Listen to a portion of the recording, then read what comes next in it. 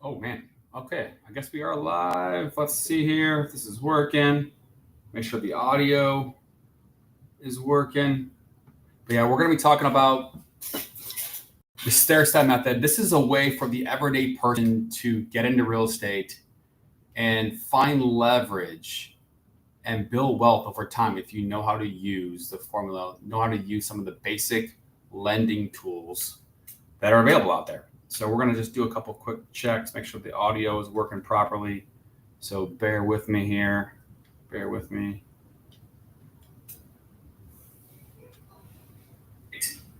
And find leverage. Okay. Yep. We're working here.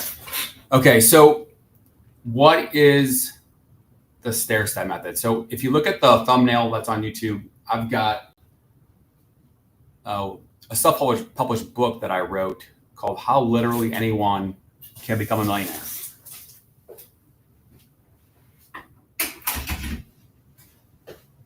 And in this book, I share some principles that I personally have used and some clients have used along the way, harnessing the force of compounding in a very specific way, and then also harnessing the force of the power of the subconscious in a way to help you reach your goals.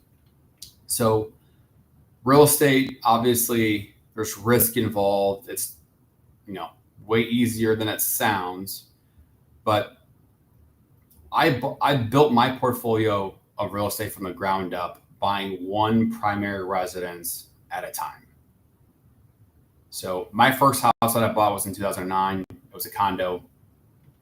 The second house that I bought was in 2013. It was a house. And then I turned that condo into a rental. And then I did it again a few years later, bought a new house at a slight upgrade, and then turned the little one into rental. And then my journey went off into a different direction where I started getting into more multi-family properties. And before I get into the fundamentals and the math of this, I'm going to get into this later, but on these platforms, Strive for 25, that's the podcast. And some people ask me, is the 25, is that 25 years old? What is this for young people?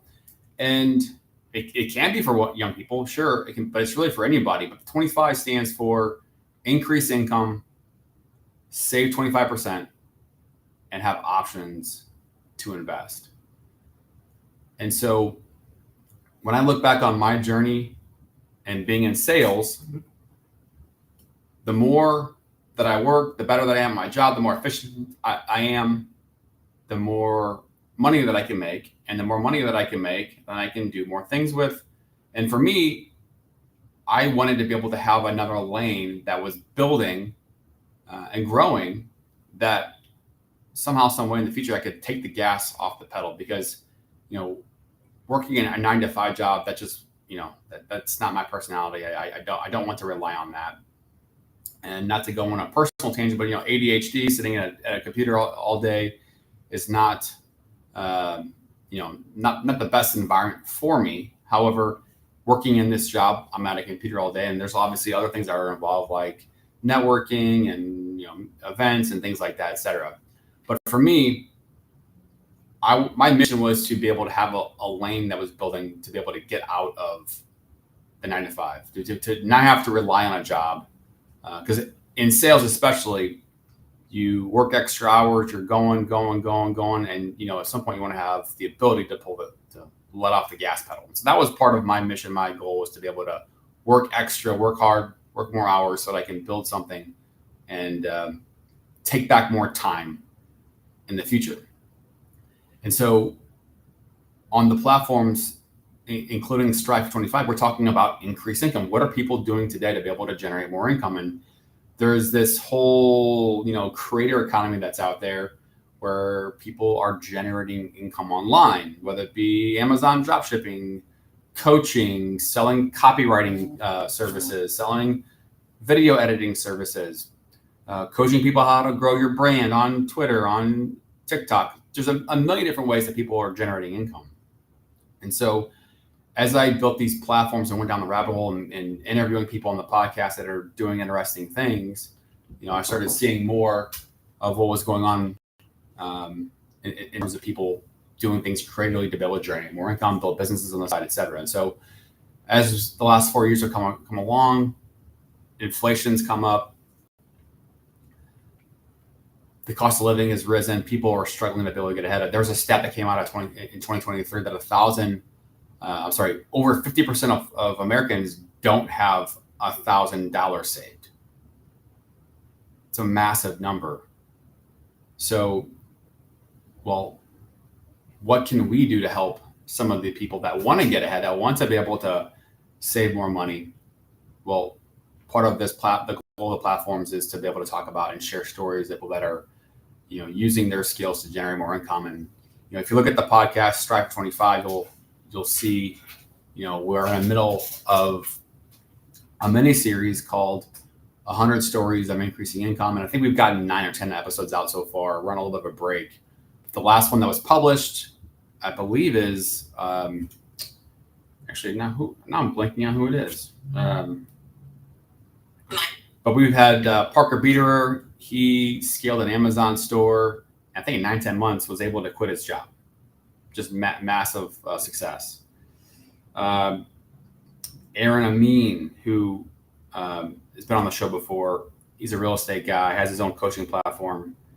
He's in the consulting world, and he's built a portfolio of real estate over time, sharing his experience. We had a fix and flipper, Norman Anderson. That was our first episode of the season. We had, let's see, who else do we have? Going backwards in time. Ooh, man, this is a fun one. Stay Winning podcast in California. He's in sales, has his own podcast. YouTube. He's monetized on YouTube, monetized on X, just putting on great content on personal finance and emerging crypto, smoothest voice in crypto. So various stories that we've been sharing of ways that people are getting ahead. And, we have a school community that's, we're building off the ground here that is showing some preliminary basic guides that are free out there as well. But all this to say, the people that are getting ahead, what are you doing to be able to grow your wealth? Well, I use real estate as a tool to build wealth as one of the things, and so are many other people. And so how does the person just starting out, what do they need to know today to be able to build wealth using real estate? So if you buy an investment property today, you're probably going to need to have 20% down. Maybe 15% down is kind of your minimum, but you're going to have PMI built in, rates are higher. But 20% down is just kind of your typical rule of thumb. And so on a primary residence, if you are buying a property with a conventional loan, you can do 5% down. FHA, you can do 3.5% down. So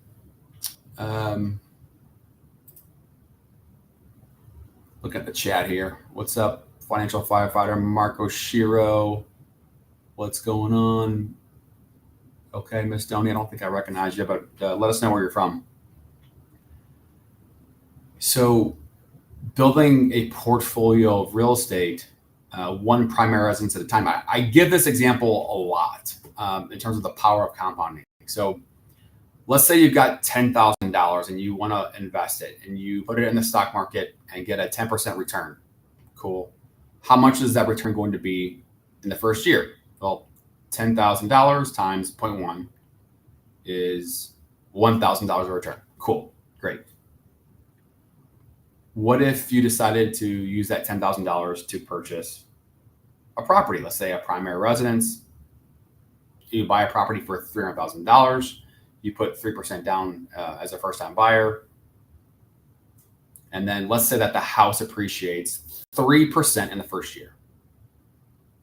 What is going to be your dollar amount of return? So again, the stock market scenario was $10,000 into the stock market at 10% was $1,000 of return. What would be the return on this scenario if you bought a house using $10,000 to buy a $300,000 house and the house appreciates 3%? So when I ask this question in front of a crowd, a lot of people give the wrong answer. Maybe it's 300, 3,000. different numbers, but the right answer is $9,000 in this example. 300,000 times 0.03 is $9,000. So which would you rather have in this very simple scenario? $1,000 of return on stocks or $9,000 of return in real estate? Well, there are different asset classes, different reasons why somebody wants to do something, but just raw numbers, $9,000 is great. $1,000. Again, apples and oranges, because that is just the appreciation is just a paper dollar amount. The value going up is just an arbitrary number until it's either sold or appraised. But you get the point. And so when you do that over a multiple of years, you can see things start to compound. So I'm going to share my screen. And this is something that we've given away as a tool. So let's see here. See if you can see this. You can see things start to compound. So we've got a worksheet here. This is the Stair Step Method calculator. This is the guide that I've built that we share. And on Amazon, if you type in how literally anyone can become a millionaire, it's $3 on Amazon. It's the cheapest they can sell it for. Some of these principles are going to be explained in there, and we'll get into the subconscious part of it as well. So this is the book. We talk about these principles. So let's see here. Why is that not coming up properly? Okay.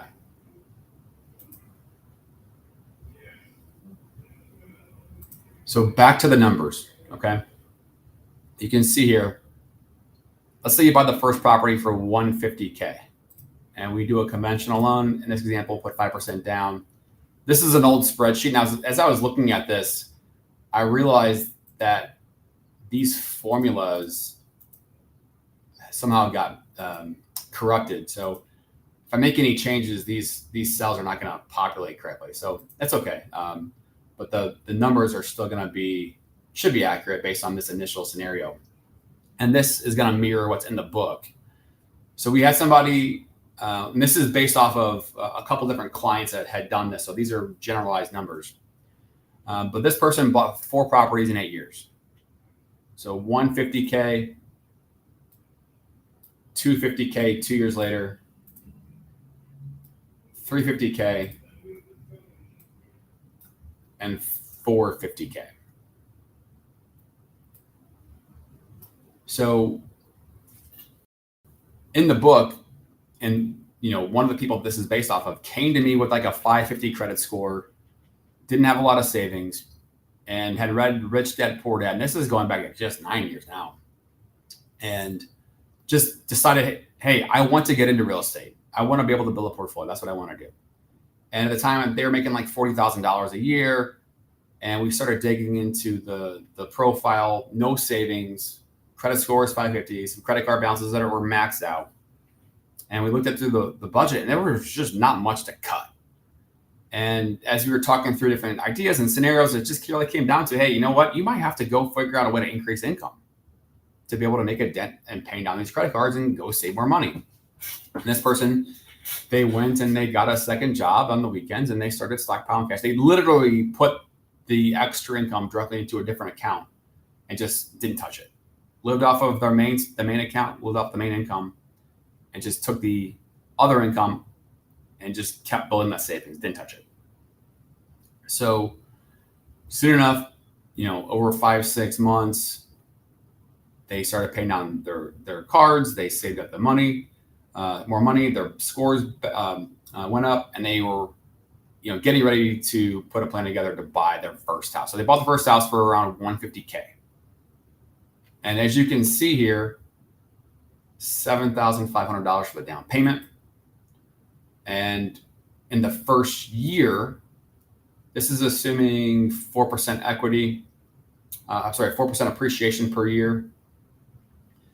with paying down the mortgage balance, you can see the balance starting at 142.5. After the first year, you pay it down, not even $2,000. So the early stages of amortization is rough because most of the payment's going to go to interest, right? So in the first payment, $712 interest, $141 principal. Okay. So equity buildup is a total of $8,224. So the second year, now we're bumped up to $25,000. And then in that second year, saving money, increasing income, they got better at their job, got a pay raise. They were able to put more money away each month. They were able to put down save enough money to be ready to buy the second house. Now, this is where I always say the second house is the hardest. The first one, it's hard because it's a brand new process, but the second one is the hardest. If you want to keep the first one and at the same time buy the second one and turn the other one into rental, that is the hardest one because now you've got 2 house payments that you have to qualify for. And whereas most people are going to sell the first one to have the money for down payment for the next one, now that is not going to be the case. So where are you going to come up with the money for the down payment? So that becomes a challenge. Now, this person had a plan and a vision of what they wanted to be able to do. So they got in the first house, and in the meantime, they were working hard on income and then saving money and getting prepared to be able to acquire the next one as a primary residence and then turn the old one into a rental. Now, this person at the time, I think, was like 26, 27. And they had a network of people, they knew of that needed a place to rent. And so they were able to easily find a renter that was able to cover the mortgage payment and then some. So as we slide over to the second scenario, they bought the second one for $250K, put down 5%, which is $12,500. Again, I'm using 6% as a rate here. It's just a placeholder. And so in that first year of owning this property at 4% annually, the value went up a little over $10K. So cool. And they paid the principal balance down from $237.5 down to $234.8. So almost $3,000. So they started with $12,000 of equity. Now, after the first year, they're at $25,000 of equity. Now, come back over here to this summation tab. This tab is taking each of these properties every 2 years. So 250, 350, 450. So again, year 2 is the 250K property. Year 6 is the 350 property. And then year 8 is the 450K property.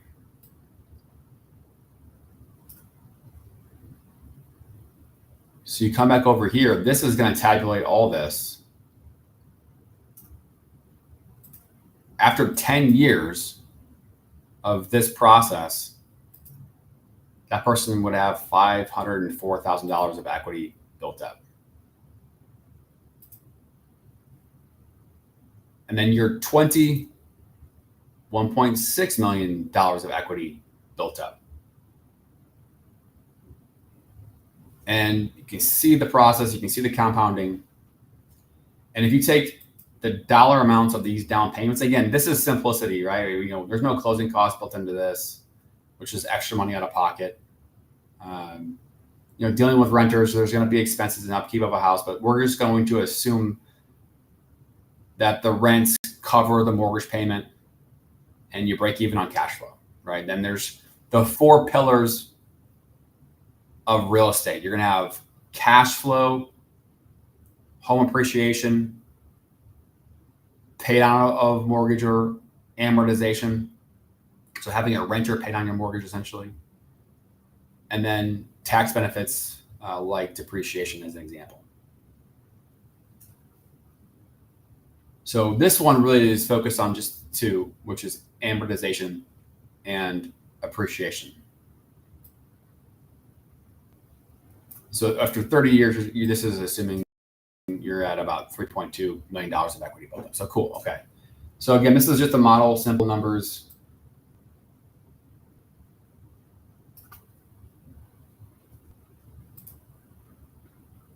So how does this apply today? I mean, the person that these stories are written about, this happened 9-10 years ago. Different environment. We had COVID. We had low interest rates that happened. Home prices skyrocketed over the past 4 or 5 years. Affordability is at the lowest metrics in a long time as prices and rates are high. So it takes more money to get in with down payments. So is real estate even the right tool to be putting your money in? And obviously there's a big, a craze into crypto and Bitcoin, and there's limited amount of Bitcoins out there. And so, as the dollar collapses in other markets and this and that and bonds and, Bitcoin is going to skyrocket. Michael Saylor is out there with his platforms. I think it's MTRS is the ticker name, MTSR, MicroStrategies.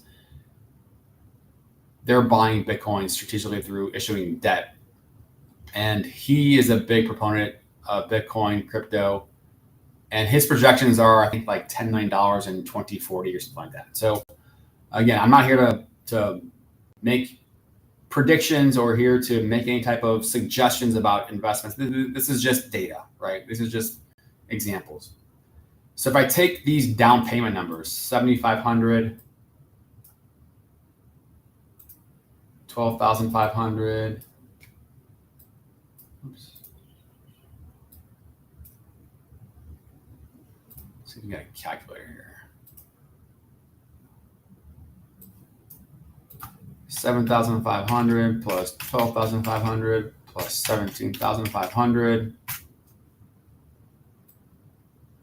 plus 22,500.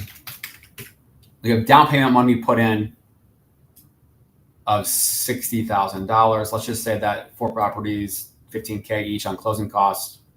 So let's just say that you put in $60K of closing costs, just probably rounding up here. So you're all in for $120K, right?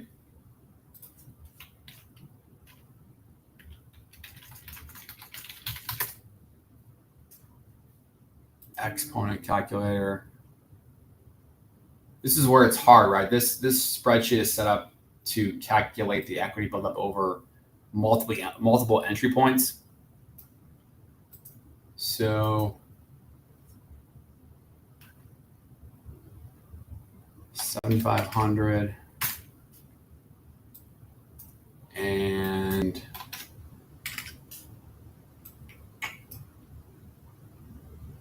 let's see here. What is our number? Actually, what I need to do is I need to do the 1.1. So you put it in the stock market, you get 10% return over 30 years. What is that number? 17.49.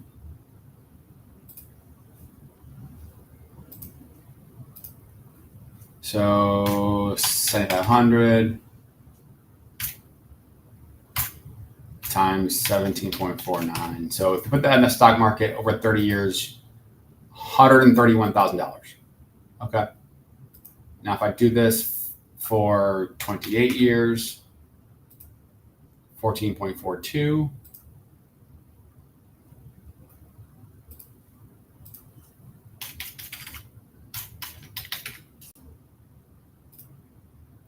$177.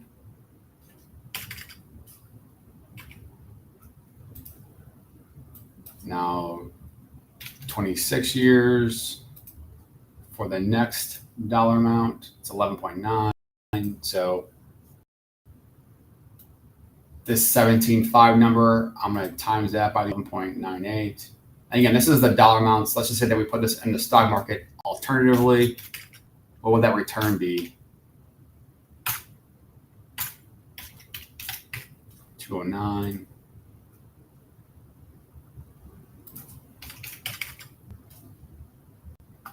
And then lastly, this one, 4. So 9.8. So we're going to take 22,500 times 9.8. So 220K. Okay. So if you would have taken these down payment amounts and invested them in the stock market, Again, this one would be 30 years, 28 years time horizon, 26-year time horizon, etc. What's the dollar amount of these?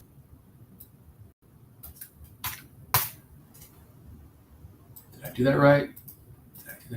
No, I did not. Let's see here. Okay, so $731,000 if you would have put this in the stock market at 10%. So you're using these dollars to go acquire stock, right?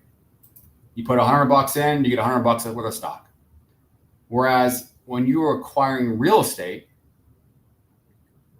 you're putting, say, 20% down. Now you have control of the entire asset, and the entire asset is, say, appreciating. Now, again, markets go the opposite way. We saw that in 08, 09. But this is why people who are in real estate, why they love real estate, because of the leverage that comes with the territory in terms of home price appreciation, again, amongst the other three principles of real estate in terms of the benefits. So if you're 25 years old and you're trying to figure out what to do with your money, what do you do? Well, one, I mean, obviously, you don't want to have all your eggs in one basket. It's good to be diversified. So people, maybe you put some money in the stock market, 401k, crypto, real estate, you have options, right? If real estate is something that you want to be able to get into,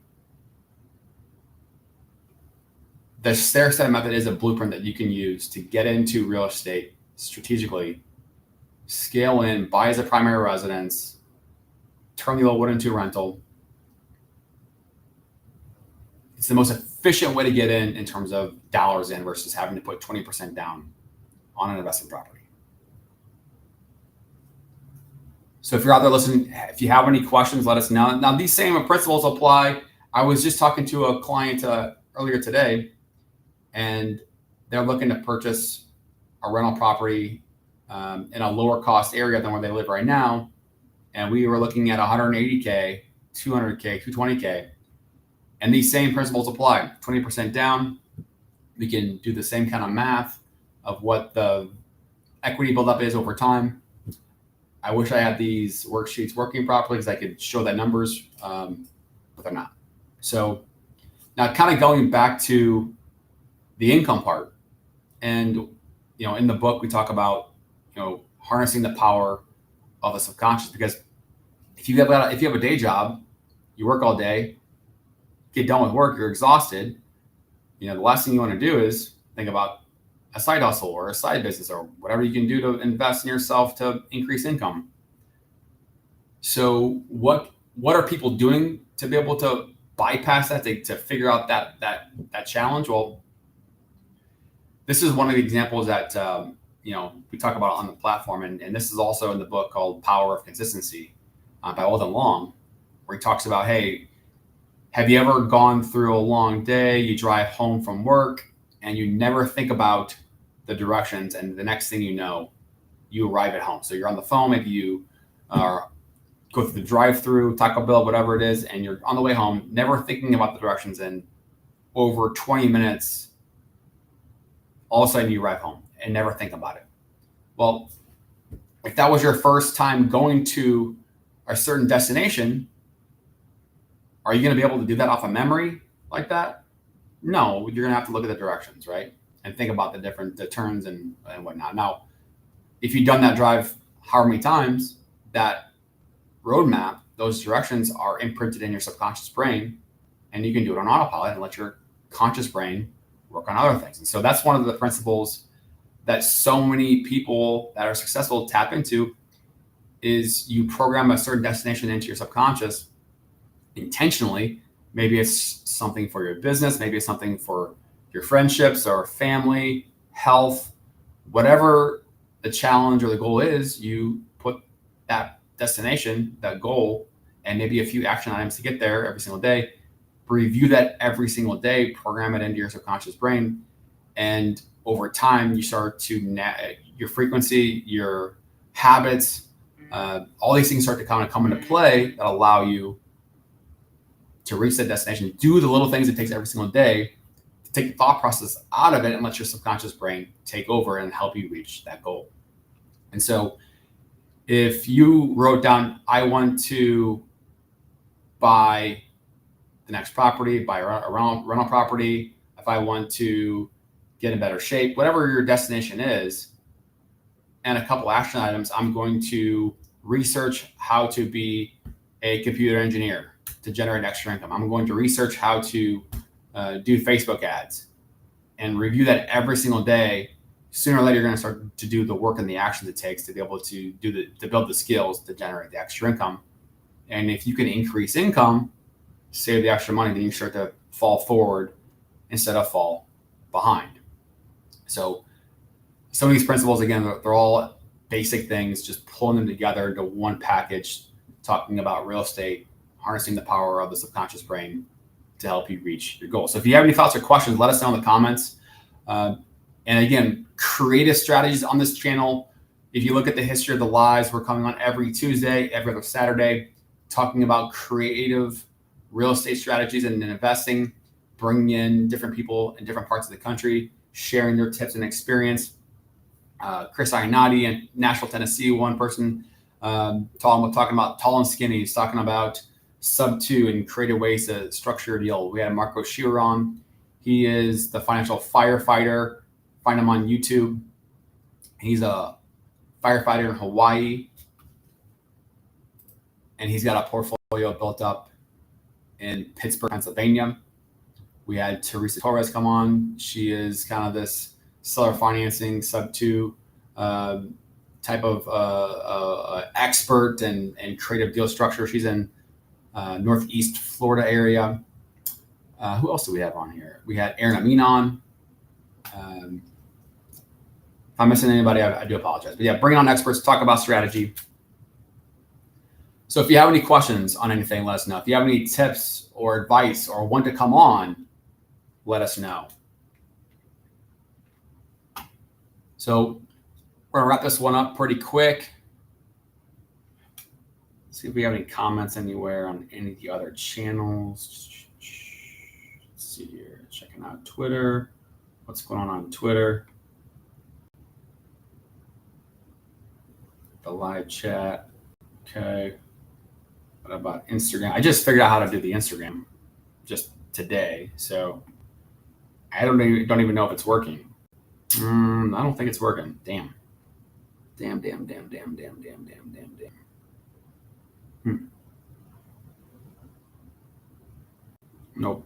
Nope, it's not working. Okay, maybe next time.